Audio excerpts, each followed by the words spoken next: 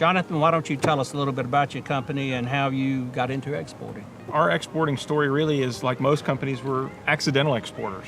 Weren't really meaning to export, it just happened. Started out woodworking and aerospace, working with companies in Canada, Mexico. Then got a call from some Germans who said, hey, maybe your products are good enough to cut it over here. So we hopped on a plane and went overseas, tried to sell it to the Germans, which is not as easy as everybody thinks it is. It's not easy to be as good as the Germans.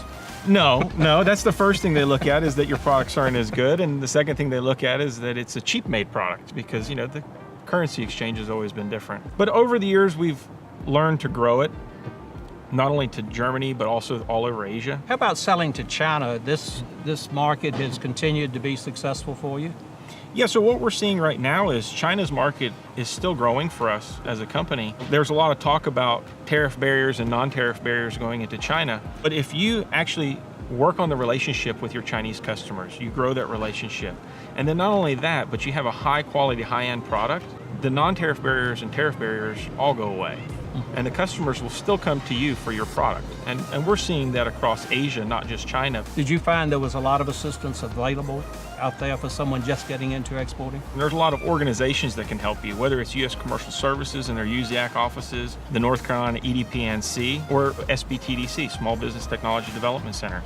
You throw in XM Bank and groups like SBA, you got all the organizations and all the players that can help you export and export properly. But when you actually decide that you want to export, you really have to reach out to these people and get their assistance, or you're going to be in, as you said, a lot of trouble. International trade, global trade is different. I used to be on export seminars with a gentleman from the Department of Commerce, long since retired, but he loved to tell people, oh, selling to a foreign market's as easy as selling to Raleigh. No, it isn't. It's different. People think that you can go fly to Singapore and sign $1 million contract. It's not going to happen. When I got started in exporting, what they did, this is back before international cell phones. They stuck me on a plane to Germany. I landed, then had to take a train to Cologne, meet a customer I'd never met before. Here I am, no cell phone, no nothing, like we have the technology today, never met the person, meeting him for the first time, picks me up. Luckily, he spoke English. I had an account outside Raleigh. They shipped 15 container loads of machinery to Australia and failed to market. Oh yeah. And they had the stamps in their warehouse.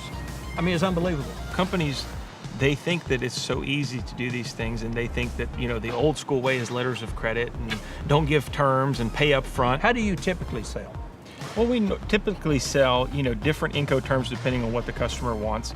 And then we try to use our local ports as much as we can, especially Wilmington, stuff like that. But people, what they don't understand is that you have these FTZs and these inland ports. So the port might not be in Wilmington. It might go to Wilmington, but you might be on a train from, let's say, Charlotte all the way to Wilmington and then go out by sea over there. So, you really have to understand Incoterms and then also work with your freight forwarder to understand what those Incoterms not only means, but what does intermodal mean?